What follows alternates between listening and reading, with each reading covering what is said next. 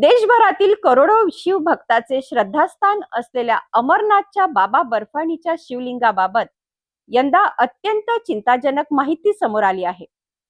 यंदा अवघ्या 5 दिवसात बर्फाचे शिवलिंग वितळल्याने लाखो भाविकांचा भ्रमनिरास झाला आहे।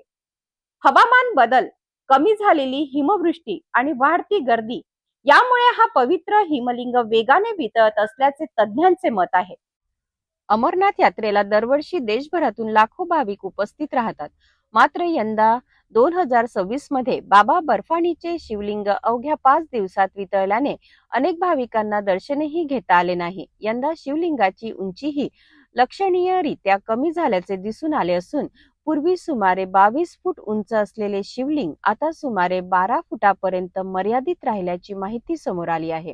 गेल्या काही वर्षापासून शिवलिंग वितळण्याचा कालावधी सातत्याने कमी होत असल्याचे निरीक्षण नोंदवले जात आहे। तज्ञांच्या मते जागतिक तापमान वाढ, हवामान बदल आणि कमी झालेली हिमवृष्टी ही यामागील प्रमुख कारणे आहेत। मागील हिवाळ्यात अपेक्षेप्रमाणे बर्फवृष्टी न झाल्यामुळे गुहेतील नैसर्गिक थंडावा कमी झाला आणि त्यामुळे हिमलिंग लवकर वितळल्याचा अंदाज व्यक्त केला जात आहे।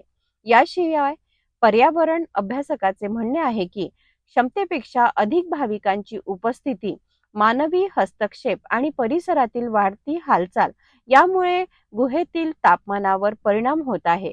दरम्यान काही आध्यात्मिक गुरूंनीही भाविकांना आवाहन करत अमरनाथ यात्रेकडे केवळ पर्यटन म्हणून न पाहता श्रद्धेने आणि पर्यावरणाची काळजी घेत सहभागी होण्याचे आवाहन केले आहे।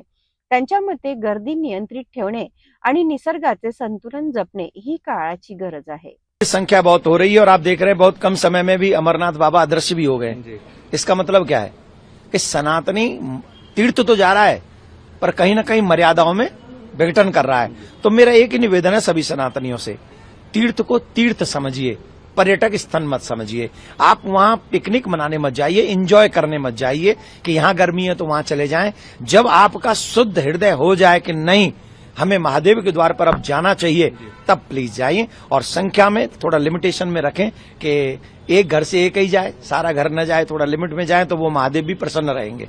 अमरनाथचे बाबा बर्फानी वेगाने वितळत असल्याने हवामान बदल आणि पर्यावरण संवर्धनाचा प्रश्न पुन्हा ऐरणीवर आला आहे। श्रद्धा आणि पर्यावरण यांचा समतोल राखत भविष्यात या पवित्र स्थळाचे संरक्षण कसे करायचे हा आता सर्वांसमोरील मोठा प्रश्न आहे।